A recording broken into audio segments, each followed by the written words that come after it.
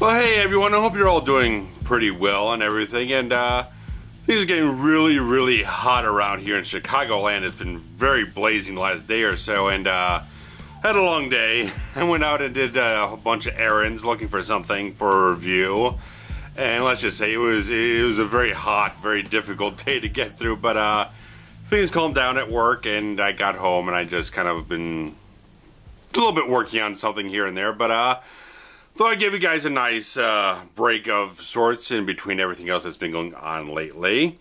A little pushback in some schedules and some different things going on here and there that I want to get into. Basically, myself, Trent, and Steve all have this entire day of things planned that got pushed back a week because of things going on with my schedule. But we're looking to do a whole shit ton of things on a upcoming Sunday here, where Trent and I will be shooting the first RavensFilm retrospective, looking back at my 2005 film production of Vengeance, which is very interesting type of stuff. And I'm going to get into a lot more talking about some filmmaking stuff later on here, but we're planning to do that first. Then we're going to be doing the Back to the Future 2 commentary with Steve showing up. And then we're planning to do this entire commentary, because if you listen to the first Back to the Future commentary we did, we got to a certain point, it was like in the third act of the film, because I went back and listened to it to find the audio for it, and it was the point where Doc Brown was zipping down the line from the clock tower and everything, and I made a Shawn Michaels reference where he did the similar type of thing for his entrance at WrestleMania 12, where he did this giant zip line type of entrance and everything, and we got talking back and forth about things about WrestleMania 12, and she pretty much said, we pretty much should just try out doing a full-length commentary for a WrestleMania or whatnot, and seemed like a good thing. And there's a bunch of things we can get into about that point in time in the wrestling lexicon history or whatnot, slightly before you got NWO stuff and all the type of things going on. So it's I started thinking about it's a nice nexus point for a lot of conversation we can have. So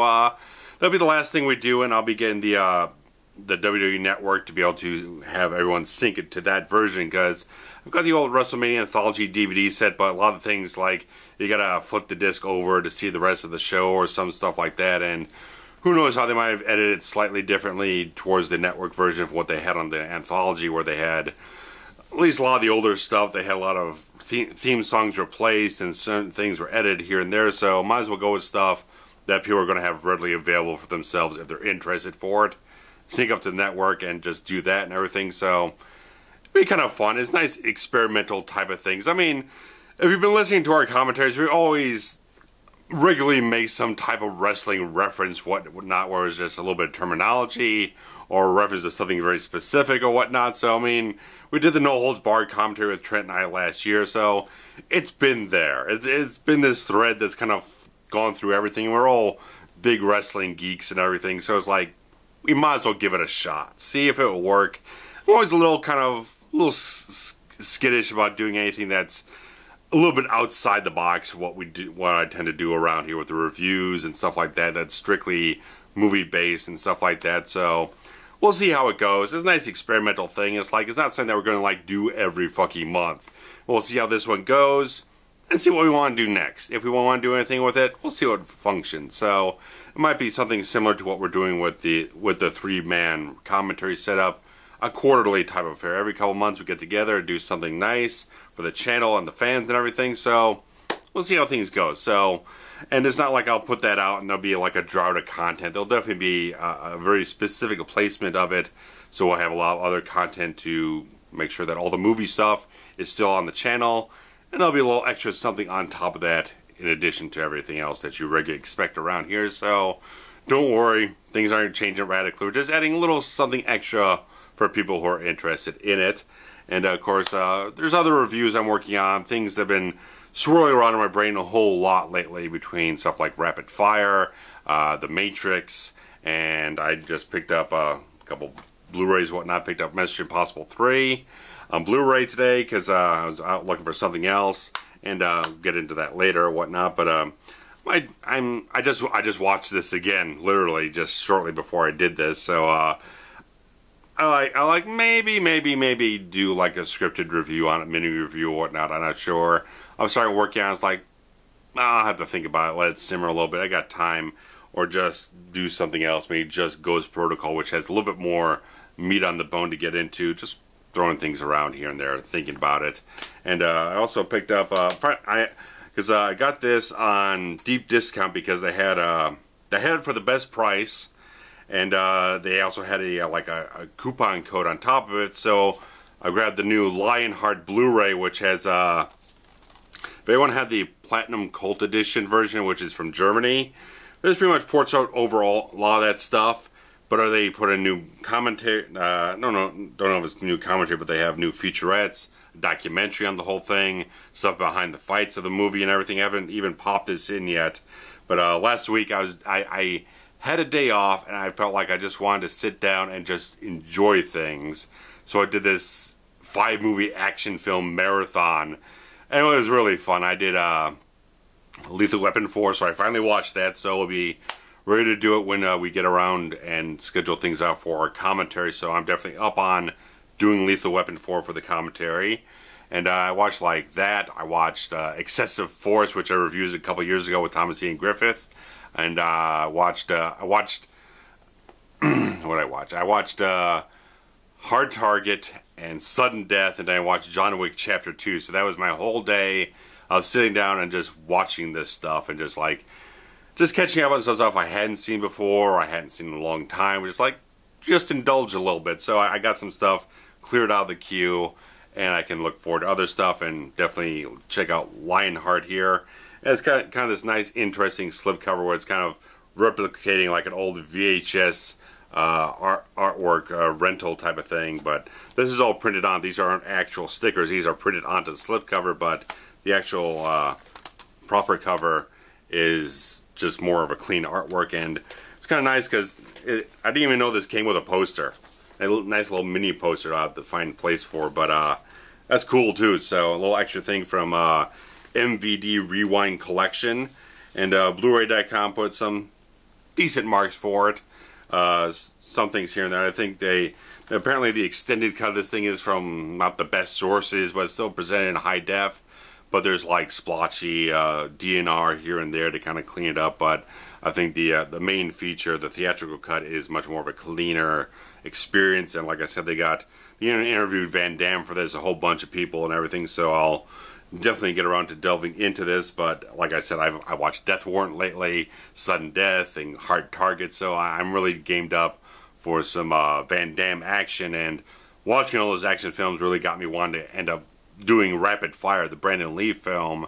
So that's gonna come around eventually. I kind of got a little sidetracked over the weekend doing some other stuff, and one of them was the channel trailer that I finally put up because I just never did one, and I figure why the fuck not just go ahead and do it and just get something put up there to kind of represent the channel in a quick fashion, and thought it turned out alright, and various other things. So like I said, I'm not entirely certain exactly what the next review is. I'm working on maybe doing a couple of mini reviews. I was kind of settled on Desperado because I was thinking like something that's a lot of fun, a lot of action, a lot of excitement or whatnot, but not a whole lot of heaviness to really kind of bog down to really require a much longer review.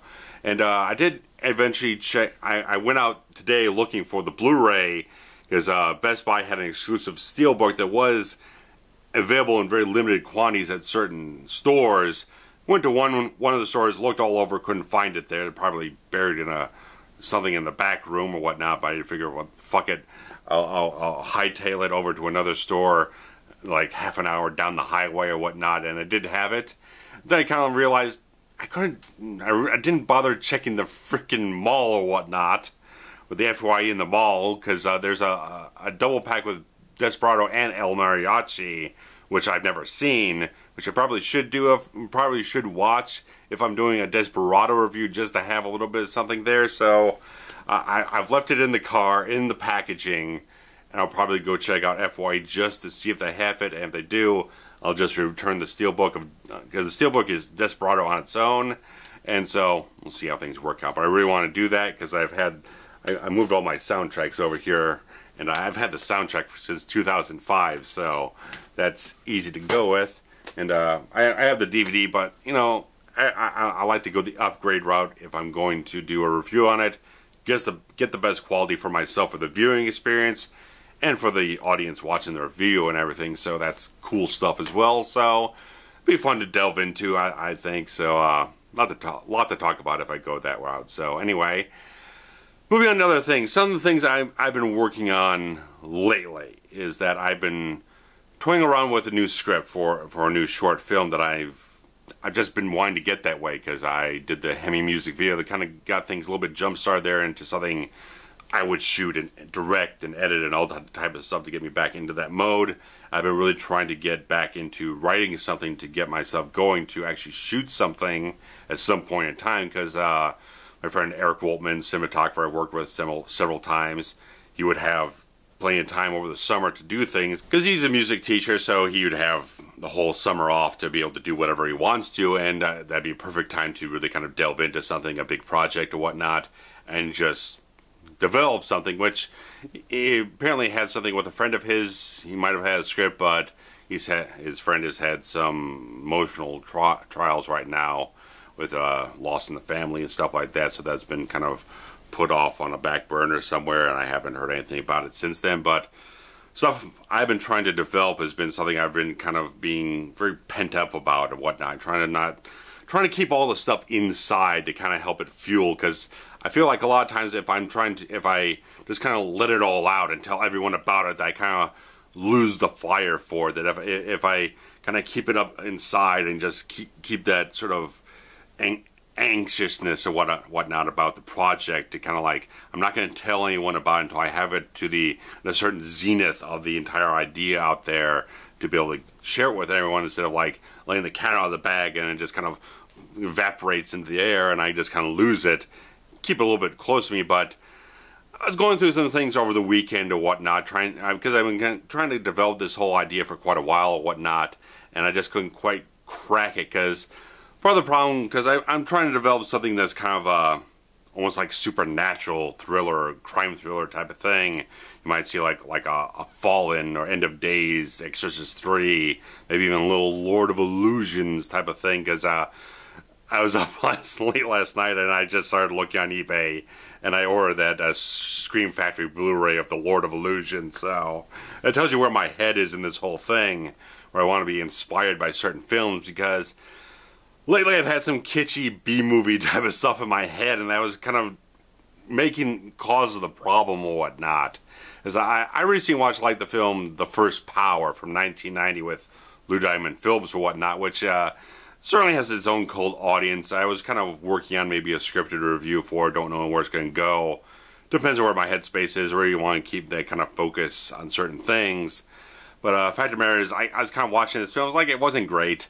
It had a lot of flaws here and there with tone and direction-wise and stuff like that. So I was having this kind of kitschy B-movie type of idea in my head. It's like, I don't want to go that route. I know if I present something that I feel is that to other people, they're going to feel that's very substandard for my quality of being a filmmaker and a screenwriter or whatnot. So it's like I had to get through this entire process of dealing with things, and I went across a couple of videos on YouTube that really kind of altogether, or partly, whatever it was, that kind of eventually got the right message through me of stuff or whatnot, because I came across Austin McConnell's YouTube channel, if anyone's aware of it. He had this video documenting in a retrospective format about this feature film that he worked so doggedly on, that he was just so thoroughly, desperately committed to making happen, that it almost kind of came out and not the way he wanted everything to come out as. He thought it was going to be a big success or whatnot, and ended up being not a success in any type of way. He looks back on the film and has all these just heavy emotions about the whole thing, and just like relating to that as a filmmaker myself, all the things I've been through, not to a little bit on PA Dangerous, which we'll definitely get into when we do the retrospectives at some point, where that was a horribly stressful, trying experience. But I've been through enough ups and downs, enough strain and whatnot, being a filmmaker, making things for no budget. At least he had some sort of a budget on his film.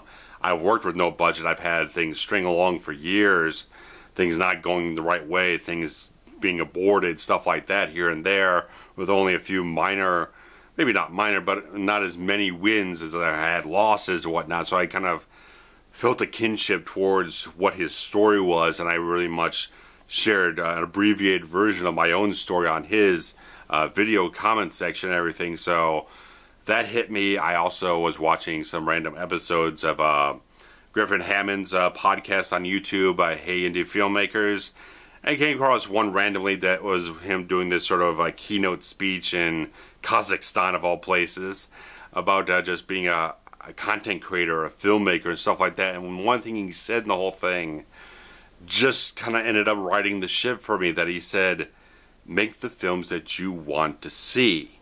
And it's like, put away any expectations, anything that you think is a preconceived notion about anything. Make the film that you want to see. Make a film that you want to make. Make the film that you would go to the theater to see yourself. And it's like, that is what I want to do. Because honestly, I've had these sort of supernatural thrillers or ideas stirring around in my head for like 15 fucking years. I've had so many things developed in secret about various storylines and different characters, all these different things are a lot further than what I could do on the types of scale that I have available to myself. But I've developed ideas that I really like to be able to see on screen that I've never been able to achieve. And it's like, why the hell not? Why not just take this script and then right my ship, get focused on the right types of films to get those feelings, to get those ideas and all these little things put together to get me on the right track instead of this wrong track that I felt I was on.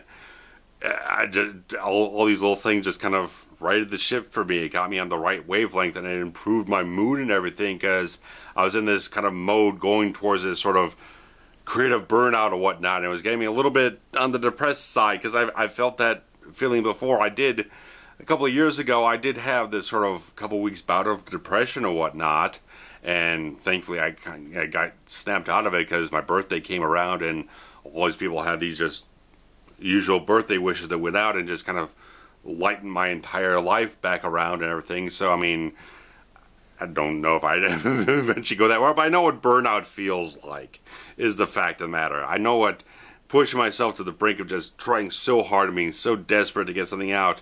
You've got to walk away from that stuff. I mean, there's a lot of times where you just like, if you want it too bad, if you're pushing yourself so hard, you need to be able to step back and walk away from it for a little while just to get some perspective and just get your shit back in order, man. Because, I mean, you can really get yourself way out of whack if you're trying to push yourself so hard towards a passion and a creativity level that you're just, everything's pushing against it and you just can't get the stuff out of your brain to really kind of just let it flow. You need to get yourself righted into the correct ways to get yourself focused and just function as a creative individual, or just as an individual itself. So it just came around and just fixed itself and everything. It was like, I felt better. I just felt better. I felt clearer. I felt more direct of where I wanted to go with everything. So it's like, you always find the right people that just have the right thing to say on, whether it's a YouTube, a podcast, whatever the heck it is.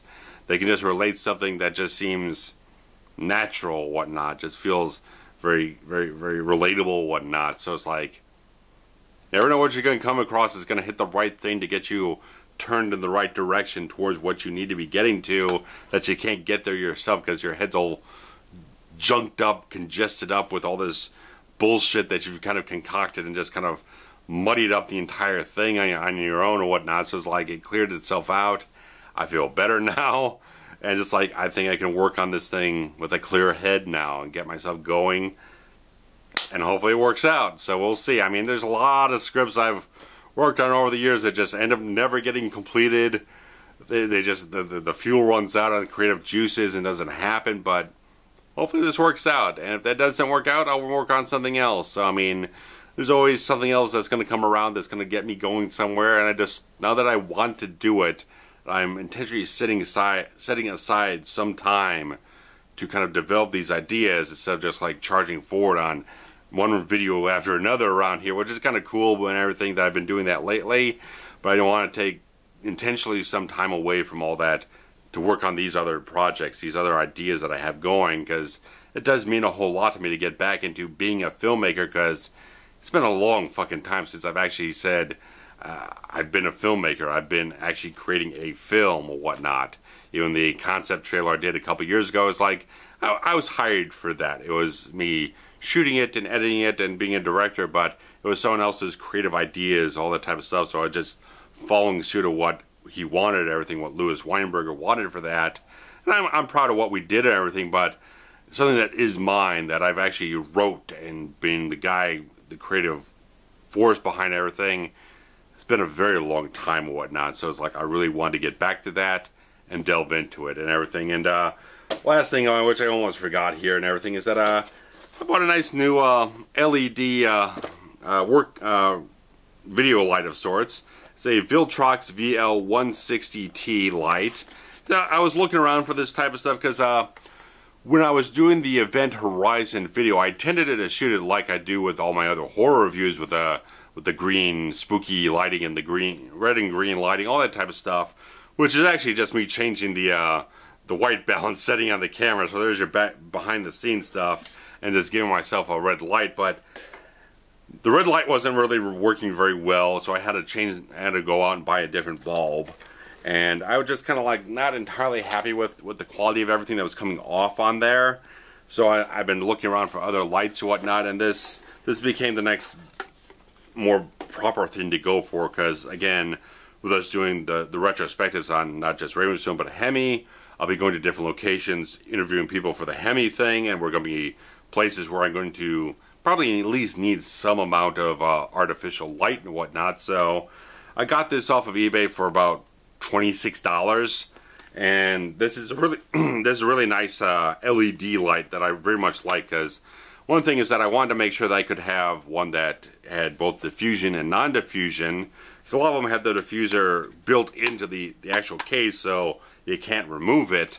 But this is a really nice type of thing, and the cool thing is that it works off the exact same batteries as my old Sony VX2100 standard def camcorder, and I got a gigantic freaking like 5-6 hour battery for that blasted thing. So that comes in handy, and it came with its own battery. So I've got like 3 batteries now. It came with its own charger, which is kind of cool, because the chargers I had for the Sony VX2100 were no fucking good. One of them was actually for the fit. Now I dropped the plastic thing, but the one that actually fit the battery didn't seem to work, and the other one was for a Canon. For a Canon camcorder battery. So this one actually functions properly. And let me get off the talking and show you what this thing actually fucking kicks some ass doing. So locks into place back here. Nice little thing. It has a little release latch down this way. But this thing gets bright, and this is at the lowest setting here. That's the lowest setting at 20% at nice 3300 Kelvin. Which is kind of like regular incandescent light, but look at this thing when I crank this thing all the way up to fucking 100. It's blinding as fuck. Now it's right in front of me, but I could probably do it back here and still get as much. And but that's with 3300 Kelvin. This will go all the way up to daylight, which is 5600. This is if you get to 4400, it's kind of more like a pure white, and it uses both lights. I'm blinded the fuck out of you. Sorry. But then this goes all the way up to much more of a bluer light. And let me just crank that down now for the viewers here. Sorry about the blinding light. But there's that and everything. And it's got this nice display and everything back here where I can see everything displayed properly and everything. Because some of them are just like, there's dials, but there's nothing to tell you a readout of exactly what the measurements are of what you're getting for the Kelvin readout and everything, all the type of stuff. So I looked around and found that everything that had everything that I wanted from this thing, and it comes off the battery, but it also has an AC adapter if you have one that works for it. So far I haven't found one in my collection of shit that works for it, but it's got this nice it mounts right on one of my old tripods and whatnot, so that's really nice. And it has this other sort of mount or whatnot, which only kind of goes back and forth.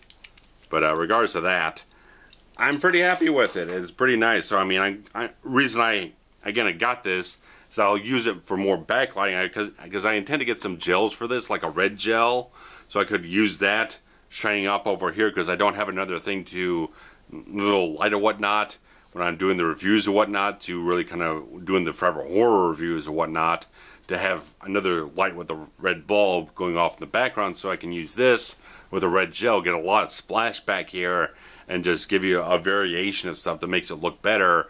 And more light means more exposure, will be less grainy, less video noise, so that's kind of the intention of everything. So whatever it is however I end up setting it up, maybe I'll use this as the main light instead of one of the 100-watt bright white bulbs I use. I might use this instead, and then everything else will be backlighting. It gives me more options to shoot a better quality looking video and everything, and hopefully everything looks already good around here, but wanted to invest a little something here and there. And again, as we develop these retrospective things, where I'm going to have, with the RavensFilm ones, it's going to be me and Trent on the screen, so I need to be able to set up enough lighting to have enough even light on us for like a 2-shot or whatnot, and to set that up and everything. So I just need options. I need to make sure that we have all the tools available to do what we want to do with these retrospectives on both of our brands and everything. So get the tools for the job. So I've got that. I've got the boom mic here, the boom stand for the microphone and everything. So I've got a lot of tools now. I invested in another light over here, another like a floor lamp and everything. So in this room we're getting a lot more illumination. Things look a lot brighter now. It's not as dark back here. So I'm trying to make things look as good as they can, because they already sound pretty nice.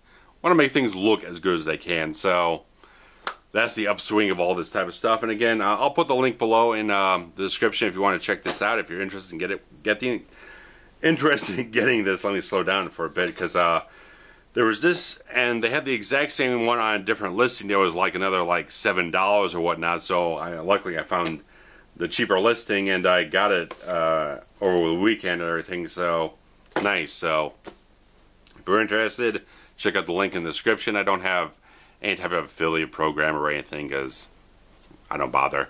But regardless of that, you can hit up that and look for it, or whatever you want to do, eBay, wherever it is, so you'll have model number and all that type of stuff to look for it on yourself. And I'll be up with you guys again soon.